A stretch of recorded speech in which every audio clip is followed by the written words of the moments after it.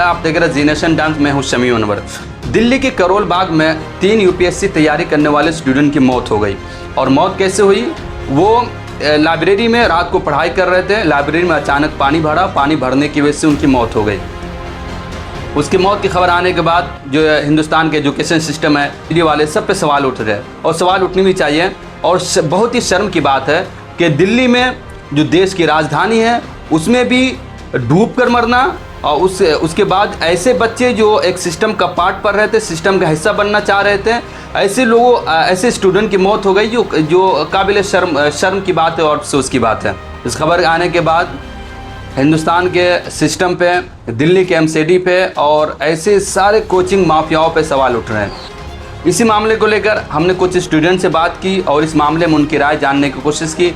चलिए हम उनकी बात सुनते हैं और उनकी राय जानने की कोशिश करते हैं कि आखिर एक स्टूडेंट होने की हैसियत से जब इस तरह के हादसात होते हैं, इस तरह के वाक़यात पेश आते हैं तो कितना दर्द होता है। देखिए, जो करोल बाग में जो घटना हुई है वो एज ए स्टूडेंट बहुत मैं इस बात से दुखी हूँ। और जिस जगह पे यह घटना हुई है वहाँ पे जब मैं यूपीएससी की तैयारी करता था, जब मैं जेएनयू में पीएचडी नहीं कर रहा था, तो जब मैं यूपीएससी की तैयारी करता था तो फिर मैं वहाँ पे जाके पढ़ा करता था। उस बेसमेंट में नहीं पढ़ा करता था, लेकिन उस एरिया में मैं पढ़ा करता था। मैं आपको यह बता दूं कि वहाँ पे हम लोगों ने टेस्ट सीरीज़ दिया। उस समय वहाँ पे लाइब्रेरी नहीं हुआ करता था, टेस्ट सीरीज़ सेंटर हुआ करता था। तो हमने वहाँ पे देखा है और जिस तरीके से एक लगाव है उस जगह से, वहाँ के लोगों से।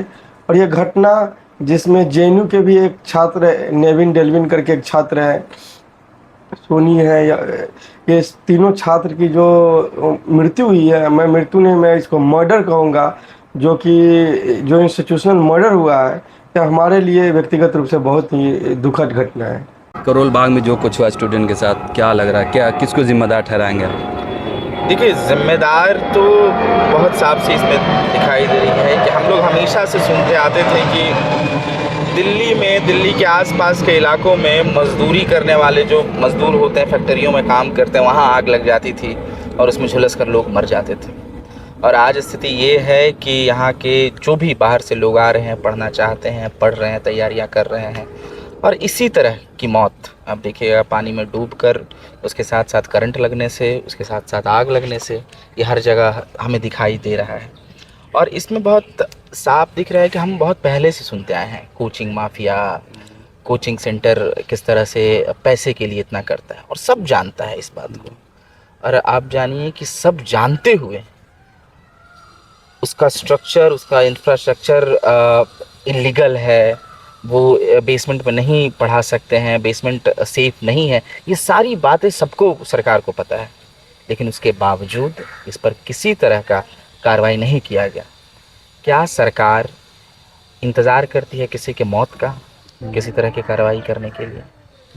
तो ये बहुत साफ दिख रहा है कि इसमें जो भी प्रशासन के लोग हैं कि ऐसे इंस्टीट्यूट को चलाने देते हैं, जानते हुए कि लीगल है, और सालों साल से चल रहे हैं ये, और इस पर किसी तरह की कार्रवाई नहीं हुई, और अब है कि मौत का इंतज़ार करना पड़ रहा है किसी चीज़ पे कार्रवाई करने के लिए, तो ये भी दुखद है।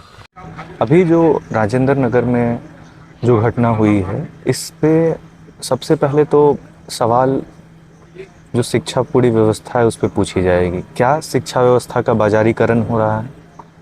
क्या हम इतने भी सक्षम नहीं हो पाए हैं कि एक बेसिक जो ज़रूरत है शिक्षा को प्राप्त करने के लिए वो नहीं दे पा रहे हैं? क्या सरकार इतनी कमज़ोर है कि ये सारे कुछ जो षड्यंत्र हो रहा है उसको एकदम बिना देखे हुए सब कुछ कर रही है? तो सवाल यहाँ पे है, जब हम एक बात करते हैं जब कि पढ़ाई लिखाई के लिए आगे बढ़ने की, तो सबसे बड़ा सवाल आता है कि हम जाएं कहाँ। तो जब कोई भी बच्चा यूपीएससी की तैयारी करने जाता है तो एक रहता है कि मुखर्जी नगर, राजेंद्र नगर और जो भी उस साइड के एरिया हैं, पटेल नगर, उसमें रह के तैयारी करता है। लगातार ये जो सिस्टम का फेल्योर है, आप कह सकते हैं कि ये सवाल आज का नहीं है, ये सवाल बहुत पहले उठना चाहिए था। जब तक कोई हादसा नहीं हो जाता है तो सरकार सवाल के जवाब देने नहीं आती। और हादसा हो गया, उस पर श्रद्धांजलि की और आगे बढ़ गए। देखिए, करोल बाग में आपने एक वर्ड यूज़ किया कि स्टूडेंट के साथ कुछ हुआ नहीं है, वहाँ प्रॉपर मर्डर हुआ है, ठीक है। और कोई इसके लिए कोई एक व्यक्ति या कोई एक दल या सिर्फ कोई भी एक सरकार पे हम इसका ठीकरा नहीं फोड़ सकते हैं। ये एक सिस्टमेटिक फेलियर का नतीजा है और एक क्रिमिनल नेग्लिजेंस है एडमिनिस्ट्रेशन द्वारा।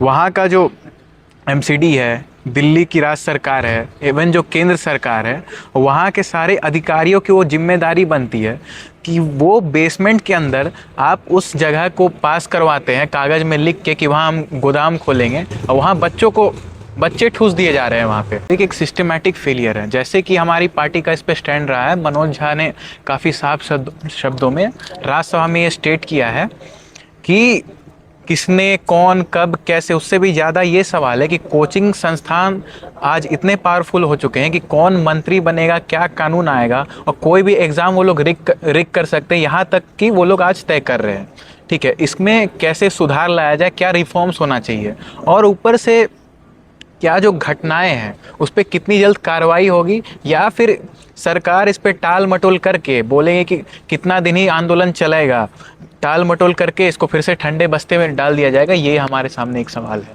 देखिए, ये जितने भी है, विकास देवी कीर्ति है, ये ओझा सर है, ये जितने भी लोग हैं, आपको ये बात समझ जाइए कि ये लोग व्यापारी है और ये बेच रहे हैं डर का व्यापार कि अगर मेरे यहाँ नहीं आओगे तो तुम्हारा यूपीएससी में नहीं होगा। तो आप इनको बहुत ज़्यादा ग्लोरिफिकेशन करने की ज़रूरत नहीं है। यह एक व्यापारी है, इन व्यापारियों ने प्रॉफिटियरिंग करके मुनाफा कमाया और इस मुनाफा कमाने की ताक में इसने जान माल किसी भी चीज़ की देखी नहीं की, और जिसके कारण यह बड़ी घटना हुई है। तो ये विकास देवी कीर्ति हो, ओझा हो, या कोई भी टीचर हो, ये लोग एक कोचिंग माफिया है, कोचिंग माफिया के पार्ट है, कोचिंग माफिया के सरगना है। सर, इसमें अभी बच्चों की एक नाराज़गी इस बात को लेकर हो रही है, जो बड़े बड़े टीचर जैसे विकास देवी कीर्ति, ओझा सर, उन लोगों का अब तक, मतलब जिस समय वीडियो बना रहा, अभी 1 घंटा पहले मुझे थोड़ा अपडेट मिला है कि उसके वेबसाइट पे कुछ आया है, इसके दृष्टि आईएएस वाले के वेबसाइट पे कुछ जता है, लेकिन उन लोग इससे पहले वो लोग तो पूरे तौर पे खामोश थे। आप देखिए ना, वहाँ किस चीज़ की कोचिंग चलती है, वहाँ यूपीएससी की कोचिंग चलती है। कई लोग वहाँ से निकल कर आईएएस भी बने होंगे, आईपीएस भी बने होंगे। कई लोग वहाँ पढ़ाते भी हैं, जो रील्स पे आके बड़ी मोटिवेशनल बातें कहते हैं। और आप देखिए कि वो तमाम लोग चुप हैं, तमाम लोग खामोश हैं, सिर्फ इसलिए कि धंधा हमारा चलता रहे। ये सारे कोचिंग सेंटर, और जो आईएएस है, एक आईएएस की किसी तरह की जो हैं, जो वहीं से पढ़ के निकले होंगे, जो वहीं ही तैयारी किए होंगे, वो तो वही हब है ना, यूपीएससी ही होता है। यूपीएससी से लोग निकल कर आईएएस ही बन रहे हैं। उनमें इतना क्या खौफ है कि किसी के मौत पर वो एक खेद नहीं जता पा रहे, कोचिंग इंस्टीट्यूट के खिलाफ कुछ नहीं बोल पा रहे हैं। तो ये तो शर्मनाक है हमारे लिए। यही चल रहा है, क्योंकि जब आप देखेंगे पहले, उससे जस्ट पहले 2 दिन पहले इस हादसे, जब 3 छात्र के हादसे से पहले एक छात्र को करंट लग की मौत हो गई, तो इसमें भी पानी जमा हुआ। और जो इलेक्ट्रिक डिपार्टमेंट है उसका सबसे बड़ा उसमें वो था कि उसने अपने साढ़े तार सही से वो नहीं किए थे, कहीं नंगे तार थे, कहीं कुछ था। तो 2 दिन पहले हुआ, फिर उसी के जस्ट। तो इसमें यह है कि क्या षड्यंत्र चल रहा है, किस बात का षड्यंत्र है, जिस तरह से षड्यंत्र बनाया जा रहा है। सभी सरकार मिली-जुली है इसमें एक किसी की गलती मैं नहीं मानूंगा, क्योंकि एक लोग बिक गए हैं। क्योंकि जब पास करने का मामला होता है, किसी भी वो एमसीडी का परमिशन से लेके, और जितने भी इनके कोचिंग इंस्टीट्यूट जो हैं, लाखों टीवी चैनल पे आके कहते हैं और बड़े बड़े पॉडकास्ट में बड़े बड़े दावा करते हैं, एथिक्स के और मोरालिटी की बात करते हैं, और जब इनकी खुद की बारी आई तो आप एक चीज़ बहुत अच्छे से गौर कीजिएगा कि इसमें कोई भी प्रोफेशनल, जितने भी टीचर्स थे, जितने भी जो भी पॉडकास्ट रन करते थे, जिनका रील बहुत वायरल होता था, ना एक भी नज़र नहीं आए, और इसमें ना किसी का जवाब आया कि क्या हुआ, क्यों। क्योंकि इस बार उनकी बारी थी जवाब देने के लिए और जवाबदेही लेने के लिए। हजारों कोचिंग इंस्टीट्यूट ऐसे ही चल रहे हैं। अभी छोटे मोटे, आप एक छोटे मोटे जैसे कहते हैं ना कि इस फील्ड में छोटा मोटा को आप पकड़ के कुछ बड़ा हासिल नहीं कर पा रहे हैं, क्योंकि ये षड्यंत्र है। और ये लॉबी सेट करते हैं शिक्षा मंत्री तक डिसाइड करने के लिए, क्योंकि ये पढ़ी लिखी लॉबी होती है ना, और ये पढ़ी लिखी लॉबी की अगर आप आवाज़ों पे जब आप लगाम लगाने की कोशिश करेंगे तो ये तिलमिलाएंगे और ये गलती करेंगे। और ये अभी समय था कि एक ऐसा कानून लाने का जिससे छात्र के हित में, क्योंकि छात्र 20-20 हज़ार रुपया दे के एक स्थिति में, किस दयनीय स्थिति में वहाँ रह रहा है, ना कोई एमसीडी देखने वाली है, ना सरकार कोचिंग के लाखों लाख रुपए देने के बावजूद छात्र को व्यवस्था नहीं मिलता है। 1 महीना डिपॉजिट करना पड़ता है, जो रूम रेंट हो उससे प्रायर डिपॉजिट करना, एग्रीमेंट करवाना, और लौटते समय ना एग्रीमेंट मिल पाता है ना उसके रकम मिल पाते हैं। तो बहुत सारे जो दिक्कतें हैं उसमें सबसे बड़ा सवाल बिल्कुल पूरी तरह से जो होगा अभी की सरकार वो जवाबदेह होंगे। मैं तो एक्सपेक्ट कर रहा हूँ कि इन लोगों का जेल कब हो। ये इसके लिए मैं 2-3 स्टेक होल्डर को जिम्मेदार मानता हूँ। पहला तो एमसीडी किसके अंदर आप लोग सब जग जाहिर है।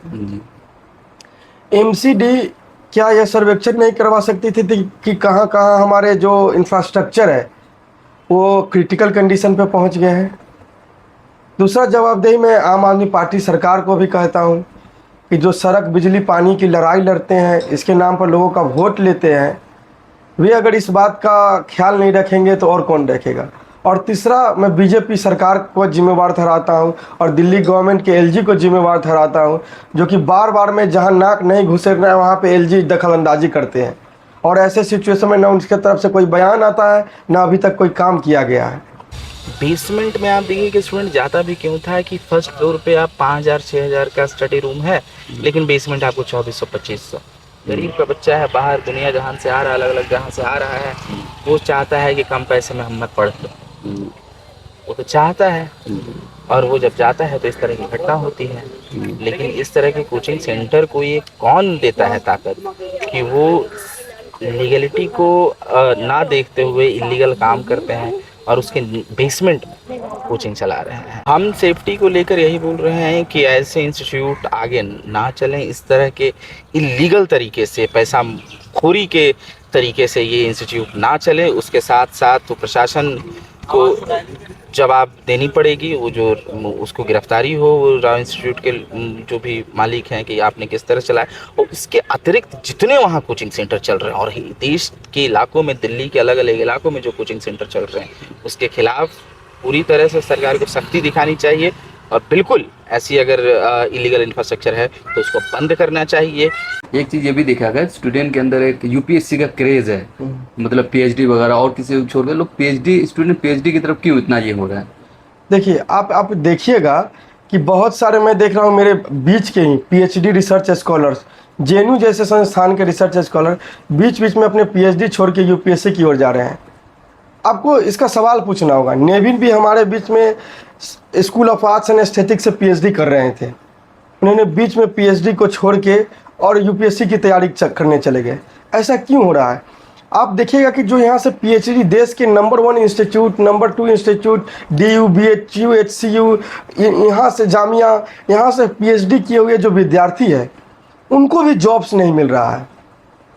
आप देखिएगा कि उनको जो इंटर्नशिप मिल रहा है वो 7,000 पे इंटर्नशिप मिल रहा है। कैन यू इमेजिन कि एक पीएचडी स्कॉलर्स जेएनयू से 7,000 के रुपये पर इंटर्नशिप कर रहा है। मैं बहुत सारे यूनिवर्सिटी में देखा, Galgotia university, in fact TISS Tata institute of social sciences में जो पीएचडी स्कॉलर जिनको रिसर्च एसोसिएट के लिए रिक्रूटमेंट निकला था उसमें 13,000 रुपये सैलरी थी। तो ये सवाल सरकार से है कि वो कौन सा पुश फैक्टर है जो कि एकेडमिक जैसे जॉब, एकेडमिक जैसे फील्ड, एकेडमिक जैसे हायर इंस्टीट्यूशन जैसे इंस्टीट्यूट को छोड़ के लोग यूपीएससी, जेपीएससी, बीपीएससी जो कि एक ग्लोरीफाइड क्लर्क है उस ओर क्यों जा रहे हैं?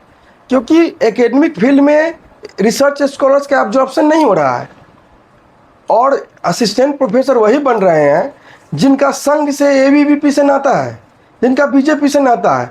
आपका एपीआई जिसको एकेडमिक परफॉर्मेंस इंडेक्स कहते हैं, आप बहुत अच्छे पढ़ने में हैं, लेकिन आप असिस्टेंट प्रोफेसर दिल्ली में तब तक नहीं हो सकते हैं जब तक संघ वाले किसी भैया जी से आपकी जान पहचान नहीं है। तो और इसमें किसी को भी नकारा नहीं जा सकता है कि एमसीडी के जो हेड हैं, मेयर हैं, उनको नहीं नकारा जा सकता है कि आप जवाबदेह नहीं हैं। चाहे जो वहाँ के सांसद हैं, जो वहाँ के विधायक हैं, वो जवाबदेह नहीं हैं। तो इसमें सभी जवाबदेह हैं और महत्वपूर्ण रूप से ये समय है, संसद चल रही है, संसद में सवाल उठ रहे हैं और सरकार को घेरने की ये सबसे सही और सबसे अहम समय है। और हमारे साथी नवीन डेल्विन भी जेनू से ही पीएचडी के स्टूडेंट थे, सा के, उनकी भी इसमें कह सकते हैं कि एक सिस्टम का मर्डर हुआ है उनका। हमारे जेएनयू के भी एक सीनियर पीएचडी स्कॉलर की उसमें मौत हो गई है, प्लस एक बिहार से भी छात्रा थी, उसकी भी मौत हो गई है, उसने डीयू से ही बैचलर्स किया है। तो ये तो पूरी तरीके से सरकारी तंत्र का फेलियर है। और ये कौन छात्र थे, ये जाके आपका ब्यूरोक्रेसी में आपको रिप्रेजेंट करेंगे। और इन जो कोचिंग माफियाओं का ये इमोशनल प्लेयर्स हैं, इमोशंस के साथ कैसे खेला जाता है, क्योंकि भारत एक बेहद ही संवेदनशील और मतलब आस्था परस्त देश है कि गुरुओं को यहाँ भगवान का दर्जा दे दिया जाता है। तो ये तो साफ साफ इनके साथ छल किया जा रहा है, किसी की भी चुप्पी नहीं टूटी है। मेरे ख्याल से सिर्फ एक यूपीएससी एजुकेटर को छोड़ के, उनका नाम मैं भूल रहा हूँ, उसके अलावा कोई भी कोचिंग संस्थान का नुमाइंदा वहाँ उन छात्रों के बीच नहीं गया है, ना उनसे मिलने की कोशिश उनके द्वारा की गई है।